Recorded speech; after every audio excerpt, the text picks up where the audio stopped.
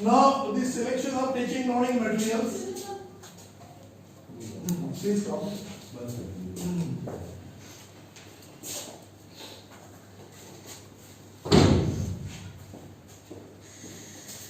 Okay, the topic is selection of effective teaching learning materials.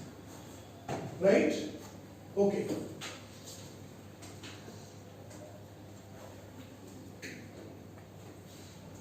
Now, it is you have to bear in mind that teaching of a subject should have some clear-cut objectives. If you teach mathematics, that is for certain objectives. If you teach English, it is for different objectives, and these objectives are to be fulfilled. And learning becomes effective only when all the objectives, desired goals are realized, are achieved, and therefore we will take subject-wise how to prepare these effective teaching learning materials, how to select them, because materials vary from subject to subject, and if you select, some materials cannot be equally good for all subjects. We have to decide that, say, which materials will be more helpful for a particular subject and why. For example, let us begin with English. English and Hindi, the objective of teaching English in a school is language skill development. Development of language skills. Skills like speaking, writing, reading, listening, handwriting, grammar, all these, they are skills. And these skills are to be developed. Content teaching is not the objective. To make the child understand the story is not the objective of teaching English in a school. It is therefore called language through literature. We are basically teaching language through literature, through only a piece of story, through a piece of prose, through a poem. Therefore, the poem content is not the ultimate objective. Understanding the poem is not the ultimate objective. Ultimate objective is the development of skills. So therefore, a teacher has to go to a class with one objective in mind, that today I shall develop the speaking skill of the students. And if the teacher goes to the class thinking how to develop speaking skill, then the teacher has to conduct group activities. The class will be divided into groups, 4, 5, 6 groups, and different activities can be given to different groups, all related to that speaking skill. Because the objective of the teacher is to develop speaking skill, and in that period the teacher will only organize activities which will develop speaking skill. So what activities can be kept there? For example, one group will be given to speak on, to paraphrase the first paragraph, to summarize the first paragraph. They will read in group, and there will be one spokesperson for the group who will speak for the group, and the person will consult all other persons, and after that the person will speak. If one person cannot speak, then 2 or 3 together can summarize this. And this activity is called speaking activity, because the target of the teacher is to develop speaking skill in that period. Therefore, speaking skill activity is given, group activity. Another group is given, they summarize the whole story, right? Narrate the summary of the story.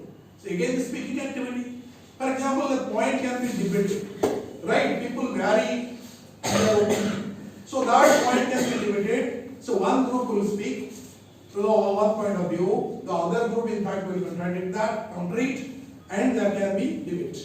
So that is also speaking skill. So in one period, the teacher, conducts 5 or 6 activities which are related to speaking only, so that the teacher ensures that during that period, teaching a speaking skill gets developed. And when the children speak, they only develop the skill. And for that, what should be the learning materials? When you conduct activity in a class, then you need equipments. Right? So, a good teacher is one. The teacher, prepares in fact the articles to be used for conducting activities. Right? And these activities now, before it takes place, before the activity is performed in the class, the teacher collects them from the market or from their handy objects available around him, collects them and takes them to the class and make uses of the articles. So, these are learning materials, teaching learning materials. So, first of all, you know your objective, and this is English. And in English there are other skills like the writing skills, and for writing also there can be activities where equipments may be required and the teacher has to collect them. Now let us come to some other subjects, because English needs no much equipments for conducting activities. But whereas in science and mathematics these subjects are highly essential. For example, what are the objectives of teaching science? Let us come to science. What are the main objectives of teaching science? For development of what are the competencies? What are the areas? Like this in English, we have speaking, reading, writing, etc. And in science, what are the competencies? scientific temperament. No. Okay, I'll come to that. Science, the different skills will be, say, understanding basic concept. This is science also as mathematics. Understanding basic concept. Second one would be discovering facts. Discovering facts. Third would be applying the scientific principles to different things. Right? This will be the area. Okay, let us in fact try to understand so that why science teaching involves equipments. So what is science? Let us first discuss what is science. Whenever in fact you learn anything, you must know what is it. What is science? Can anyone tell me? Systematic knowledge of anything is called science. Systematic knowledge of anything is science.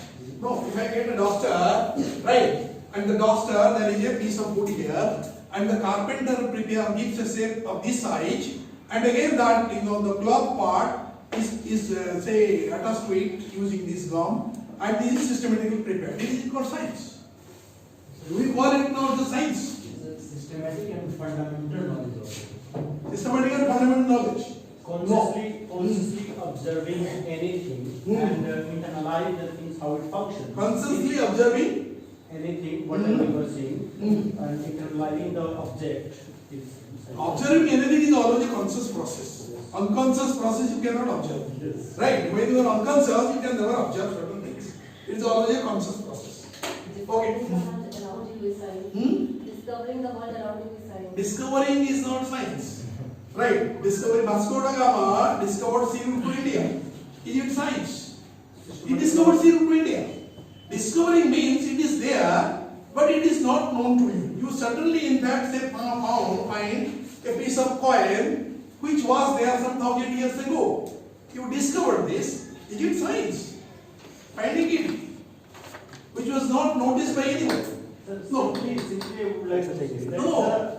We are coming to this point because it will in fact generate discussion and it will make you understand. Therefore, every teacher must ask question. What is science? Okay, again, science is what is a systematic and organized knowledge based on experiment, observation and inference. No experiment, no science.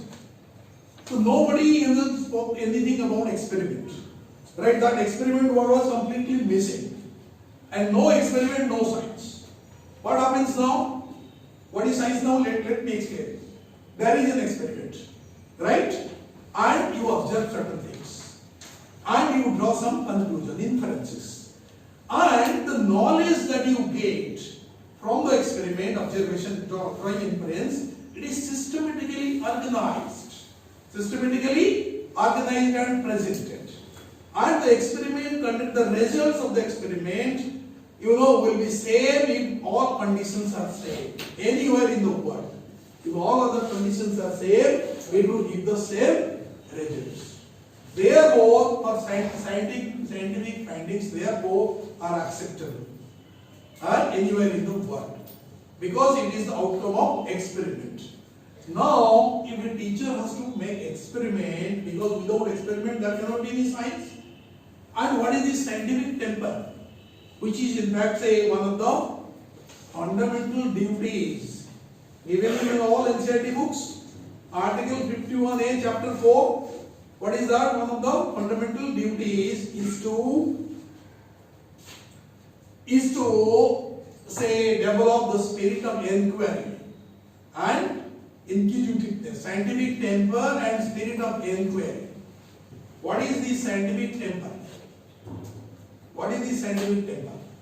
Scientific temper is in fact one's attitude to learn after knowing the answer to the questions why, how, where. Without answering these, knowing the answer to these questions will not accept. So whatever you say, why is it so? If somebody asks you why is it so, don't get irritated. Right? He is asking a very valid question. Right? So who is the most knowledgeable person in the world? A person who can answer some 8 or 10 whys. If you ask him, what is science? Why is it so? Why is it so? After 3 or 4 whys, I think most learned person will also fail. Right? So this